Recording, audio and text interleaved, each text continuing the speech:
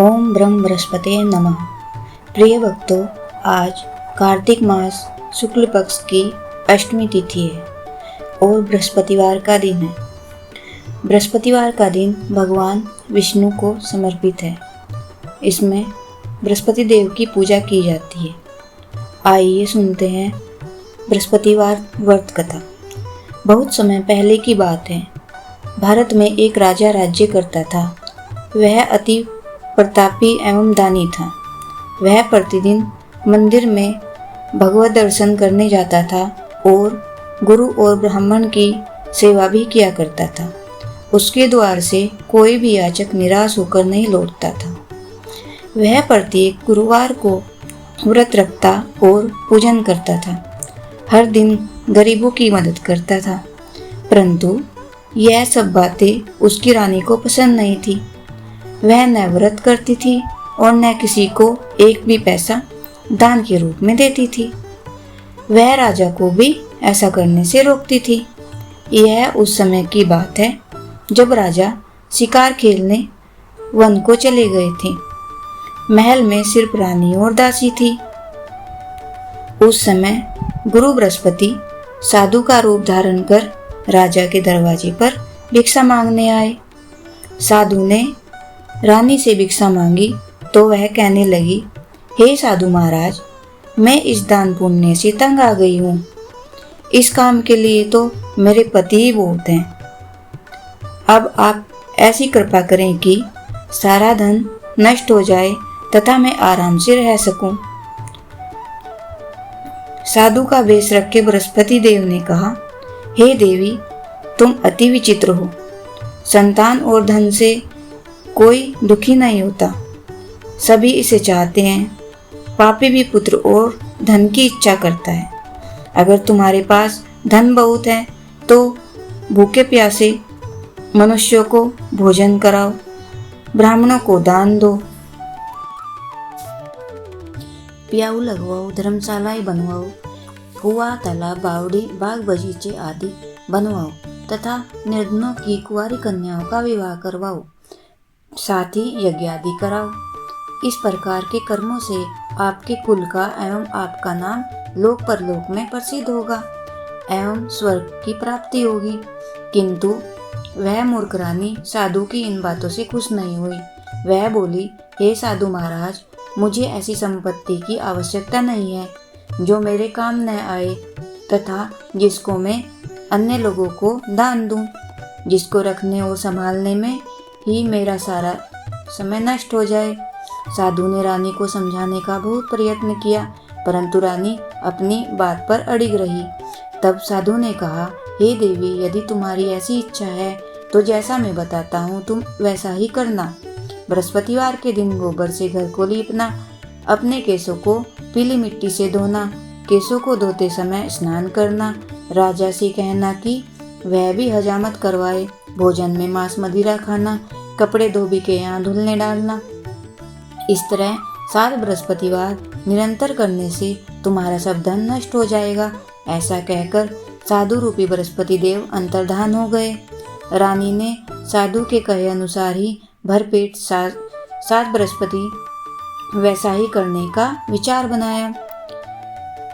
साधु के बताए अनुसार करते हुए उसे केवल 3 बृहस्पतिवार ही बीते थे कि उसको समस्त धन संपत्ति नष्ट हो गई।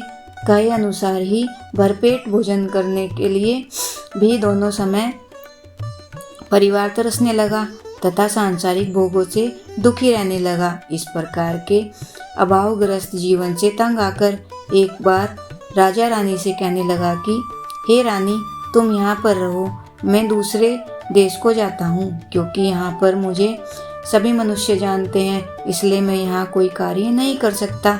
देश चोरी परदेश भीख के समान है। ऐसा कहकर राजा परदेश चला गया। वहाँ जंगल में लकड़ी काट कर लाता और उन्हें शहर में बेचकर जीवन यापन करने लगा। राजा के जाने के पश्चात इधर उसके बिना रानी और दासियां दुखी रहने लगी। किसी दिन भोजन मिलता तो किसी दिन जल पीकर ही रहना पड़ जाता।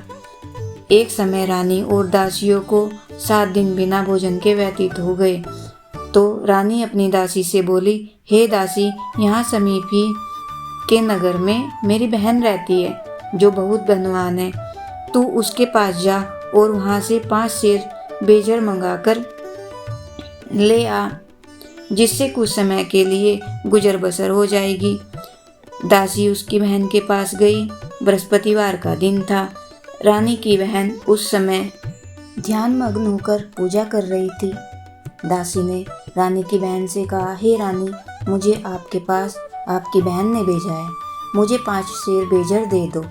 दासी ने अपनी बात अनेक बार कही, परंतु रानी की बहन ने कोई उत्तर नहीं दिया, क्योंकि वह उस समय बृहस्पतिवार की कथा सुन रही थी। रानी की बहन से जब दासी को कोई अपेक्षित उत्तर नहीं मिला तो वह अति दुखी हुई। उसे क्रोध भी बहुत आया। लौटकर वह रानी से बोली, हे रानी, आपकी बहन बहुत धनी स्त्री है, परंतु वह अति घमंडी भी है। वह छोटे लोगों से बात भी नहीं करती। 5 सेर बेजर देने के लिए मैंने उससे बहुत बार कहा, परंतु उसने कोई उत्तर नहीं दिया।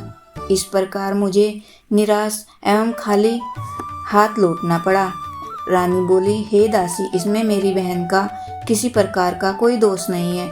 वह जब बुरे दिन आते हैं तब कोई सहारा नहीं होता, अपने पराये हो जाते हैं। अच्छे बुरे का ज्ञान विपत्ति में ही हो जाता है। जो ईश्वर की इच्छा होगी वही होगा। यह सब हमारे भाग्य का दोष है। उधर पूजा समाप्त होने के पश्चात रानी की बहन ने सोचा कि मेरी बहन की दासी आई थी, परंतु मैंने उसे कोई उत्तर नहीं दिया, इससे वह बहुत दुखी हुई होगी। कथा सुनकर तथा विष्णु भगवान का प्रसाद ग्रहण कर वह अपनी बहन के घर गई तथा बोली, हे बहन, मैं बृहस्पतिवार का व्रत कर रही थी, तुम्हारी दासी आई, परंतु कथा समाप्त होने से पूर्व न उठते हैं और न बोलते हैं, इसलिए मैं नहीं बोली। बताओ दासी, किस कार्य से मेरे पास आई थी? रानी बोली, बहन, हमारे घर अनाज नहीं था तथा राजा परदेश गए हुए हैं। वैसे तुमसे कोई बात छिपी नहीं है, इस कारण मैंने दासी को तुम्हारे पास 5 सेर बेजर लेने के लिए भेजा था।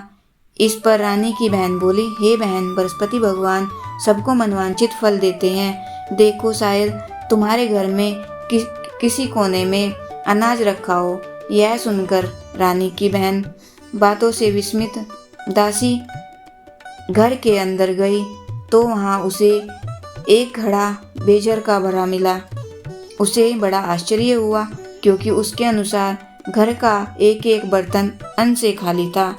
उसने बाहर आकर रानी को सारा वृत्तांत सुनाया। दासी अपनी रानी से कहने लगी, हे रानी, देखो, वैसे भी हमको जब अन्न नहीं मिलता तो वह भी व्रत समान ही है। अगर इनसे व्रत की विधि तथा कथा पूछ ली जाए तो बृहस्पतिवार का व्रत हम भी किया करेंगे। और फिर दासी के कहने पर रानी ने अपनी बहन से बृहस्पतिवार व्रत पूजन विधि एवं नियमों के बारे में विस्तार से पूछा। उन्होंने बताया, जो बृहस्पतिवार के व्रत में चने की दाल और मुनक्का से विष्णु भगवान का केले की जड़ से पूजन कर दीपक जलाता है, पीला भोजन करता है, पीले वस्त्र धारण करता है तथा प्रेम पूर्वक बृहस्पति भगवान की कथा सुनता है, इस प्रकार करने से गुरु भगवान उस भक्त से प्रसन्न होते हैं, धन अन्न पुत्र देते हैं, मनवांछित मनोकामना पूर्ण करते हैं। व्रत एवं पूजन की विधि बताकर रानी की बहन अपने घर लौट गई। तत्पश्चात रानी और दासी दोनों ने निश्चय किया कि बृहस्पति देव भगवान का व्रत एवं पूजन जरूर करेंगे। 7 दिन के पश्चात जब बृहस्पतिवार आया तो दोनों ने व्रत रखा। गुड़साल में जाकर चना और गुड़ बीन लाई और उसकी दाल बनाकर केले की जड़ में विष्णु भगवान का पूजन किया।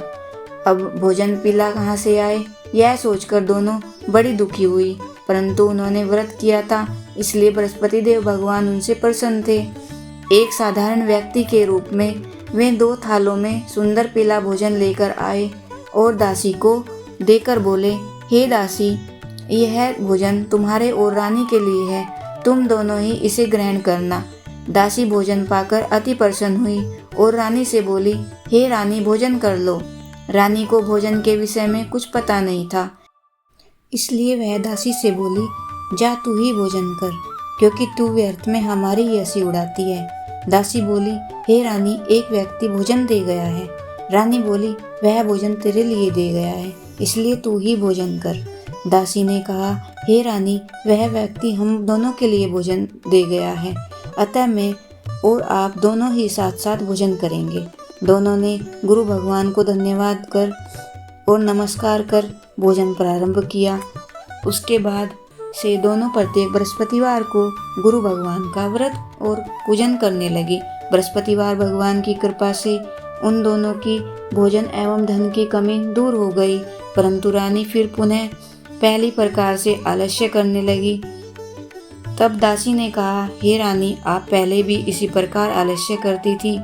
आपको धन संभालने एवं धन देने में कष्ट होता था, इसी कारण सभी धन नष्ट हो गया और हमारी ऐसी दुर्दशा हो गई।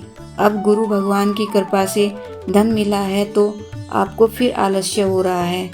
बड़े कष्टों के बाद आपने यह धन पाया है, इसलिए आपको दान पुण्य करना चाहिए। भूखे मनुष्यों को भोजन कराओ, ब्राह्मणों को दान दो, प्याऊ लगवाओ, कुआं, तालाब, बावड़ी आदि का निर्माण कराओ, कुंवारी कन्याओं का विवाह कराओ, मंदिर पाठशाला बनाकर दान दो, धन को शुभ कार्यों में खर्च करो, जिससे आपके कुल का सम्मान बढ़े तथा आपको स्वर्ग प्राप्त हो एवं आपके पितृ प्रसन्न हो।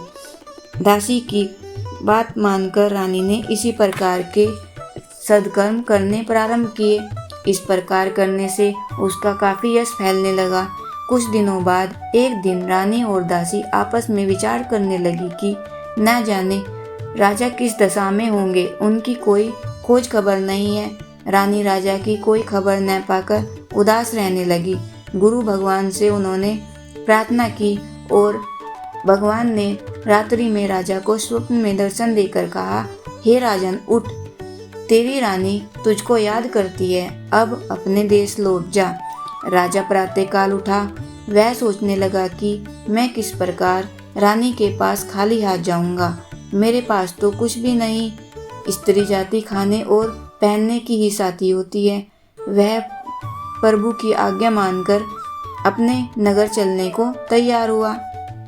परदेश में राजा बहुत दुखी रहने लगा।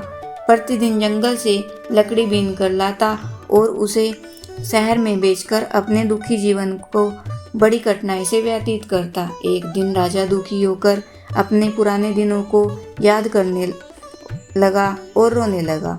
उस जंगल में बृहस्पति देव एक साधु का रूप धारण कर आए और राजा से बोले, हे लकड़हारे, तुम इस बियावान जंगल में किस चिंता में बैठे हो, मुझे बतलाओ।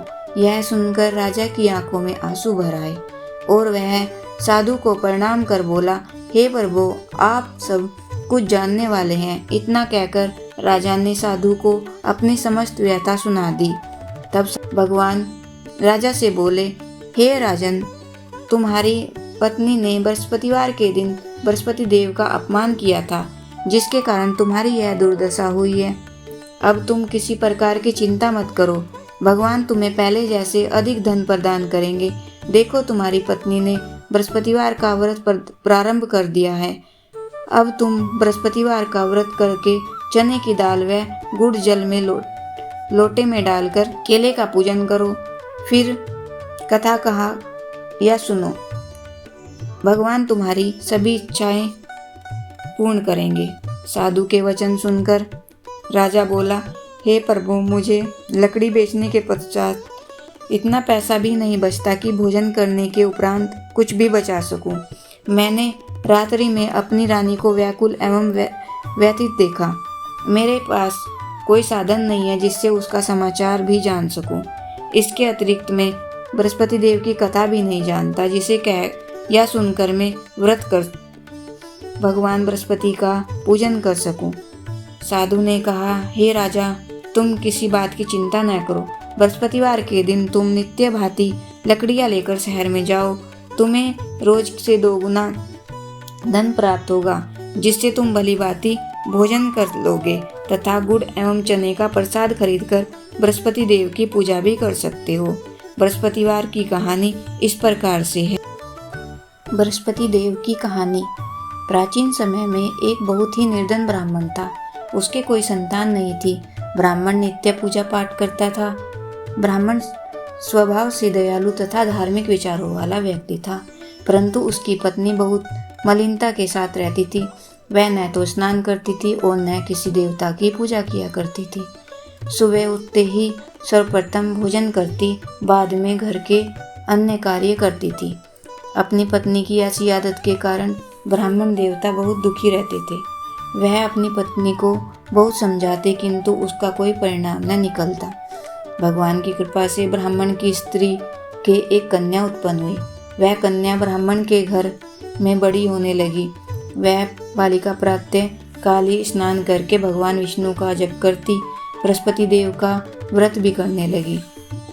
पूजा पाठ समाप्त कर पाठशाला जाती तो अपनी मुट्ठी में जौ भर कर ले जाती और पाठशाला जाने के रास्ते में डालती जाती। भगवान बृहस्पति की कृपा से वही जौ स्वर्ण के हो जाते तो लौटते समय उनको बीन कर घर ले आती। एक दिन वह बालिका सूप में उन सोने के जौ को फटक कर साफ कर रही थी। तभी उसकी माँ ने उसे देख लिया और कहा, हे बेटी, सोने के जौ को फटकने के लिए सूप भी सोने का ही होना चाहिए। दूसरे दिन बृहस्पतिवार था।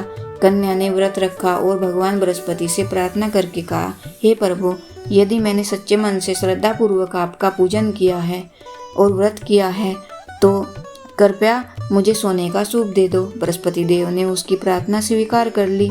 नित्य की भांति वह कन्या जौ फैलाती हुई पाठशाला चली गई। पाठशाला से लौटकर जब वह जौ बीन रही थी तो बृहस्पति भगवान की कृपा से उसे सोने का सूप प्राप्त हुआ। उस सोने के सूप को वह घर ले आई और उससे जौ साफ करने लगी, परंतु उसकी माँ का आचरण वैसा ही रहा। एक दिन वह कन्या सोने के सूप में जौ साफ कर रही थी। उसी समय अचानक उस नगर का राजकुमार वहां से होकर निकला।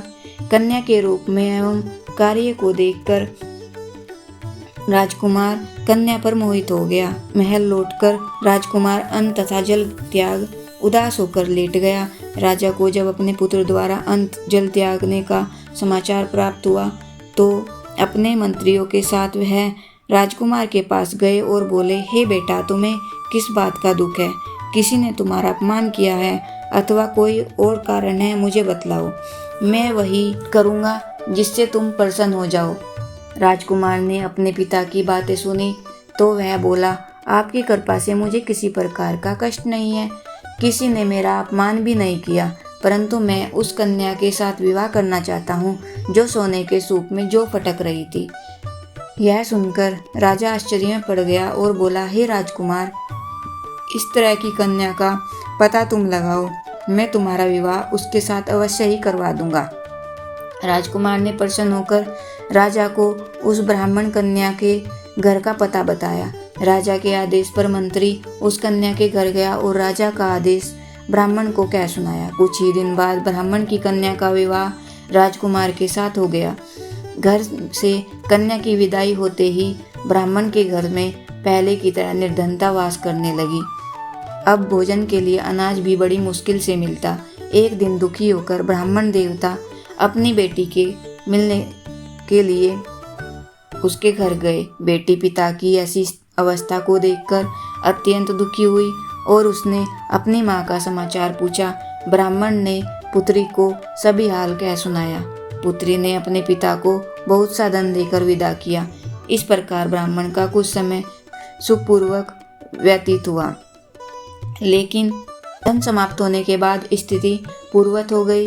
ब्राह्मण फिर अपनी पुत्री के यहाँ गया और उससे सभी हाल कह सुनाया। पुत्री बोली, हे पिताजी, आप अपने साथ माताजी को यहाँ लिवा लाओ, मैं उन्हें वह विधि बता दूंगी जिससे दरिद्रता दूर हो जाए।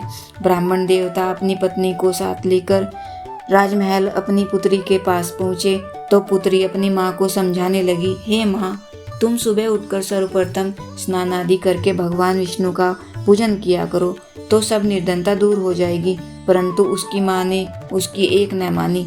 वह सुबह उठकर सर्वप्रथम अपनी पुत्री का बचा हुआ जूठन खा लेती थी। एक दिन उसकी बेटी को अपनी माँ पर बहुत गुस्सा आया। उसने एक रात उसे एक कोठरी से सारा सामान निकालकर बंद कर दिया। प्रातः कोठरी में अपनी माँ को निकालकर तथा स्नान आदि करा के पूजा पाठ करवाया और उसकी माँ की बुद्धि ठीक हो गई। इसके बाद वह प्रतिदिन पूजा पाठ करती और प्रत्येक बृहस्पतिवार को व्रत भी रखने लगी। इस व्रत के प्रभाव से उसकी माँ भी अत्यंत धनवान और पुत्रवती हो गई और बृहस्पति देवता की कृपा से वृद्धावस्था में मृत्यु को प्राप्त कर स्वर्ग को गई। वह ब्राह्मण भी सुखपूर्वक इस लोक का सुख भोग कर स्वर्ग लोक को प्राप्त हुआ। इस प्रकार कहानी कहकर साधु देवता वहाँ से अंतर्धान हो गए। धीरे धीरे समय बीत गया और बृहस्पतिवार का दिन आया। लकड़हारा रूपी राजा जंगल से लकड़ी काटकर किसी शहर में बेचने गया। आज उसे और दिनों से अधिक धन मिला। राजा ने चना गुड़ आदि लाकर भगवान विष्णु का पूजन किया तथा बृहस्पतिवार का व्रत किया। उस दिन से उसके सभी कष्ट दूर हो गए, परंतु अगले बृहस्पतिवार को वह व्रत करना भूल गया। उस कारण बृहस्पति भगवान उससे रुष्ट हो गए। उस दिन उस नगर में के राजा ने विशाल यज्ञ का आयोजन किया था। राजा ने घोषणा करवा दी कि कोई भी मनुष्य अपने घर में भोजन न बनाए और आग भी न जलाए। सब लोग मेरे यहाँ भोजन करने आए। इस आज्ञा को जो भी नहीं मानेगा उसको सूली पर लटका दिया जाएगा। राजा की आज्ञा अनुसार राज्य के सभी निवासी राजा के भोज में सम्मिलित होने गए, परंतु लकड़हारा कुछ विलंब से पहुंचा, इसलिए राजा उसको भोजन कराने अपने साथ महल में ले गए। जब राजा लकड़हारे को भोजन करा रहे थे तो रानी की दृष्टि उस कुटी पर पड़ी जिस पर उसका अनोलखा हार लटका हुआ था। उसे हार कुटी पर लटका दिखाई नहीं दिया। रानी ने निश्चय किए हो गया कि मेरा हार इस लकड़हारे ने चुरा लिया। उसी समय रानी की जिद पर राजा ने सैनिक बुलाकर लकड़हारे को जेल में डलवा दिया। जेल खाने में बंद वह लकड़हारा बहुत दुखी होकर विचार करने लगा कि न जाने कौन से पूर्व जन्म के कुकर्म से मुझे यह दुख प्राप्त हुआ है। जेल में बंद लकड़हारा भगवान बृहस्पति को याद करने लगा। तत्काल बृहस्पति देव साधु रूप में प्रकट हो गए और उसकी दशा देखकर कहने लगी, अरे मूर्ख, तू बृहस्पतिवार को बृहस्पति देव की कथा तथा व्रत करना भूल गया, इसी कारण तुझे दुख प्राप्त हुआ है। अब किसी प्रकार की चिंता मत कर। बृहस्पतिवार के दिन जेल खाने के दरवाजे पर तुझे 4 पैसे पड़े मिलेंगे। तुम उन पैसों से प्रसाद मंगवाना, भगवान बृहस्पति का पूजन एवं कथा कहना। कथा का प्रसाद स्वयं भी ग्रहण करना तथा दूसरों को भी खिलाना। इस प्रकार करने से तुम्हारे सभी कष्ट दूर हो जाएंगे। अगले बृहस्पतिवार राजा को जेल के द्वार पर 4 पैसे मिले। राजा ने पूजा का सामान मंगाकर कथा कही और प्रसाद बांटा। उसी रात बृहस्पतिवार देव ने उस नगर के राजा को अपने स्वप्न में दर्शन देकर कहा, हे राजा, तूने जिस व्यक्ति को जेल खाने में बंद कर रखा है वह निर्दोष है, वह राजा है, उसे छोड़ दो। रानी का अनोलखा हार उसी खूंटी पर लटका हुआ है। अगर तू ऐसा नहीं करेगा तो मैं तेरे राज्य को नष्ट कर दूंगा। राजा सुबह उठा और कुटी पर हार टंगा देखकर लकड़हारे को बुलाकर उससे अक्षमा याचना की तथा राजा के योग्य सुंदर वस्त्र आभूषण भेंट कर उसे विदा किया। बृहस्पति देव की आज्ञा अनुसार राजा अपने नगर को चल दिया। जब वह राज्य के निकट पहुंचा तो उसे बहुत आश्चर्य हुआ। वहां पहले से अधिक तालाब, बाग और कुएं तथा बहुत सी धर्मशालाएं, मंदिर आदि बने हुए थे। राजा ने जब नगरवासियों से पूछा कि यह बाग, तालाब, धर्मशालाएं एवं कुएं किसके बनाए हुए हैं, तब नगर के सब लोग कहने लगे कि यह सब रानी और दासी ने बनवाए हैं। राजा को बहुत आश्चर्य हुआ, परंतु क्रोध भी बहुत आया। जब रानी ने यह खबर सुनी कि राजा आ रहे हैं तो उसने दासी से कहा, हे दासी, देख, राजा हमें अति दीन अवस्था में छोड़ गए थे। वह हमारी ऐसी हालत देखकर कहीं द्वार से ही लौट न जाए, इसलिए तू द्वार पर खड़ी हो जा। रानी की आज्ञा अनुसार दासी दरवाजे पर खड़ी हो गई। जब राजा आए तो उन्हें अपने साथ महल में लिवा लाई। जब राजा ने क्रोध करके अपनी तलवार निकाली तो रानी ने से पूछा, बताओ इतना धन तुम्हें कैसे और किस प्रकार प्राप्त हुआ है। तब रानी ने बताया कि हमें यह सब धन बृहस्पति देव की व्रत के प्रभाव से प्राप्त हुआ है। अब राजा ने निश्चय किया कि 7 दिन बाद तो सभी बृहस्पति देव की पूजा करते हैं, परंतु मैं प्रतिदिन मैं 3 बार कथा कहा करूँगा तथा नित्य व्रत किया करूँगा। अब हर समय राजा के दुपट्टे में चने की दाल बंधी रहती तथा दिन में 3 बार वह कथा कहता। ऐसे ही एक दिन राजा ने विचार किया कि चलो अपनी बहन के यहाँ हो आऊं। ऐसा निश्चय कर राजा घोड़े पर सवार होकर अपनी बहन के यहाँ चल पड़ा। मार्ग में उसने देखा कि कुछ आदमी एक मुर्दे को लिए जा रहे हैं। उन्हें रोककर वह कहने लगा, अरे भाइयों, कुछ देर मेरी बृहस्पति की कथा सुन लो। वे बोले, लो हमारा तो आदमी मर गया है, इसको अपनी कथा की पड़ी है। परंतु कुछ आदमी बोले, अच्छा कहो, हम तुम्हारी कथा भी सुनेंगे। राजा ने दाल निकाली और कथा कहनी शुरू कर दी। जब कथा आधी हो गई तो मुर्दा हिलने लगा और जब समाप्त हुई तो राम राम करके वह मुर्दा खड़ा हो गया। राजा आगे चला, उसे चलते चलते शाम हो गई। आगे मार्ग में उसे एक किसान खेत में हल चलाता मिला। राजा उससे बोला, अरे भैया, तुम मेरी बृहस्पतिवार की कथा सुन लो। किसान बोला, जब तक मैं तेरी कथा सुनूंगा तब तक 4 हरैया जोत लूंगा। जाओ भैया, कथा किसी और को सुनाना। राजा आगे चलने लगा। राजा के हटते ही किसान के बैल पछड़ खाकर गिर पड़े। किसान के पेट में बहुत तेज दर्द होने लगा। उसी समय राजा की माँ रोटी लेकर आई। किसान की माँ रोटी लेकर आई। उसने जब यह देखा तो अपने पुत्र से सारा हाल पूछा। बेटे ने सारा हाल बता दिया। किसान की माँ दौड़ी दौड़ी घोड़े पर सवार राजा के पास गई और उससे बोली, मैं तेरी कथा सुनूंगी, तू अपनी कथा मेरे खेत पर ही चलकर कहना। राजा ने लौटकर किसान के खेत पर जाकर कथा कही, जिसे सुनते ही बैल खड़े हो गए तथा किसान के पेट का दर्द भी बंद हो गया। और फिर राजा अपनी बहन के घर पहुंच गया। बहन ने भाई का बहुत आवभगत की। दूसरे दिन सुबह राजा जागा और उसने कहा कि सब लोग भोजन कर रहे हैं। राजा ने अपनी बहन से जब यह पूछा कि ऐसा क्यों है, ऐसा कोई मनुष्य है क्या जिसे भोजन नहीं किया हो और जो मेरी बृहस्पतिवार की कथा श्रवण कर सके। बहन बोली, हे भैया, यह देश ऐसा ही है। यहाँ के लोग पहले भोजन करते हैं, बाद में कोई अन्य काम करते हैं। अगर पड़ोस में कोई हो तो देख आती हूँ। ऐसा कहकर बहन चली गई, परंतु उसे कोई भी व्यक्ति नहीं मिला जिससे भोजन न किया हो। वह एक कुम्हार के घर गई जिसका लड़का बीमार था।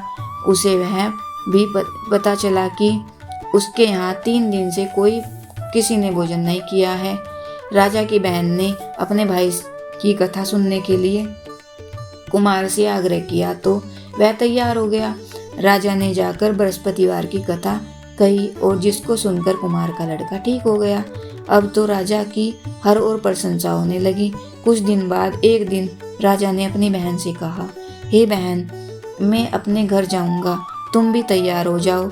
राजा की बहन ने अपनी सास से अपने भाई के साथ चलने की आज्ञा मांगी। सास बोली, चली जा, परंतु अपने लड़कों को यहीं छोड़ जाना, क्योंकि तेरे भाई के कोई संतान नहीं है। बहन ने भाई से कहा, हे भैया, मैं तो चलूंगी, परंतु कोई बालक नहीं जाएगा। राजा ने कहा, जब कोई बालक साथ नहीं चलेगा तब तुम ही क्या करोगी। दुखी मन से राजा अपने नगर को लौट आया। राजा अपनी रानी से बोला, हम निर्वंशी हैं, हमारा मुंह देखने का भी धर्म नहीं है। वह उदास होकर बिना भोजन किए सैया पर लेट गया। रानी बोली, हे प्रभु, भगवान बृहस्पति ने हमें सब कुछ दिया है, वे हमें संतान भी अवश्य देंगे। उसी रात बृहस्पति देव ने राजा को स्वप्न में दर्शन देकर कहा, हे राजा, उठ, सभी सोच त्याग दे, तेरी रानी गर्भवती है। राजा को यह जानकर अति प्रसन्नता हुई। 9वें महीने में रानी के गर्भ से एक सुंदर पुत्र रूपी रत्न पैदा हुआ। तब राजा बोला, हे रानी, स्त्री बिना भोजन के रह सकती है, परंतु बिना कहे नहीं रह सकती। जब मेरी बहन आए तुम उससे कुछ मत कहना। रानी ने हाँ कर दी और जब राजा की बहन ने यह शुभ समाचार सुना तो वह अति प्रसन्नता से बधाई लेकर अपने भाई के यहाँ आई। रानी ने कहा, घोड़ा चढ़कर आई, गधा चढ़कर आई। राजा की बहन बोली, भाई मैं इस प्रकार न कहती तो तुम्हें औलाद कैसे मिलती। भगवान बृहस्पति ऐसे ही हैं, जैसी जिसके मन में मनोकामनाएं हैं सभी को पूर्ण कर मनवांचित फल देते हैं। जो बृहस्पतिवार का व्रत करता है एवं कथा पढ़ता है अथवा सुनता है और दूसरों को सुनाता है, बृहस्पति देव उसकी सभी मनोकामनाएं पूर्ण करते हैं। बृहस्पति देव उनकी सदैव रक्षा करते हैं। जो श्रद्धा एवं संपूर्ण आदर भाव से बृहस्पति देव का पूजन एवं सच्चे दिल से व्रत करते हैं उनकी सभी मनोकामनाएं पूर्ण होती हैं। सच्चे मन एवं हृदय से रानी और राजा ने बृहस्पति देव की कथा का गुणगान किया। उनकी सभी इच्छाएं बृहस्पति देव ने पूरी की।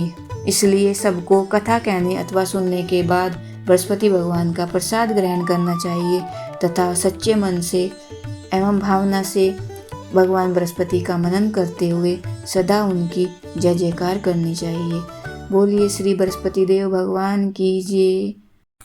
बृहस्पतिवार की आरती। ओम जय बृहस्पति देवा स्वामी जय बृहस्पति देवा, छिन छिन भोग लगाऊं कदली फल मेवा। जय बृहस्पति देवा तुम पूर्ण परमात्मा, तुम अंतर्यामी जगति पिता जगदीश्वर, तुम सबके स्वामी। जय बृहस्पति देवा चरणामृत निज निर्मल, सब पातक हरता सकल मनोरथ दायक, कृपा करो भरता।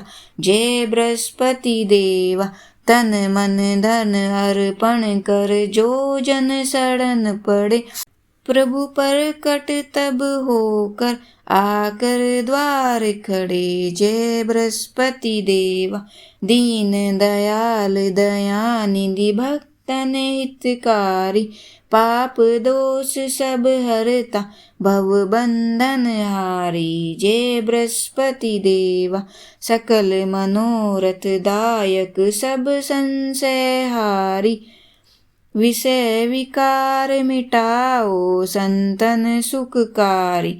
जय बृहस्पति देवा जो कोई आरती प्रेम सहित गावे, ज्येष्ठानंद कंद निश्चय पावे। जय बृहस्पति देवा। ओम जय जगदीश हरे स्वामी जय जगदीश हरे, भक्तजनों के संकट छिन में दूर करे। ओम जय जगदीश हरे, जो ध्यावे फल पावे, दुख विन से मन का सुख संपत्ति घर आवे, कष्ट मिटे तन का। ओम जय जगदीश हरे। मात पिता तुम मेरे, शरण गहूँ मैं किसकी, तुम बिन और न दूजा, आस करूँ मैं जिसकी। ओम जय जगदीश हरे। तुम पूर्ण परमात्मा, तुम अंतर्यामी, पार ब्रह्म परमेश्वर, तुम सबके स्वामी। ओम जय जगदीश हरे। तुम करुणा के सागर, तुम पालन करता, मैं मूरख कल कामी, कृपा करो भरता। ओम जय जगदीश हरे।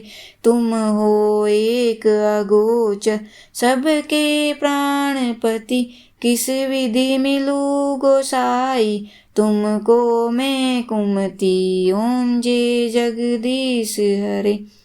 दीन बंधु दुख हरता ठाकुर तुम मेरे, अपने हाथ उठाओ द्वार पड़ा मैं तेरे।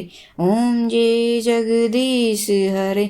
विषय विकार मिटाओ, पाप हरो देवा, श्रद्धा भक्ति बढ़ाओ, संतन की सेवा। ओम जय जगदीश हरे। तन मन धन सब कुछ है तेरा, तेरा तुझको अर्पण क्या लागे मेरा। ओम जय जगदीश हरे। सब बोलिए विष्णु भगवान की जय, बोलिए बृहस्पति भगवान की जय, बोलिए लक्ष्मी माता की जय।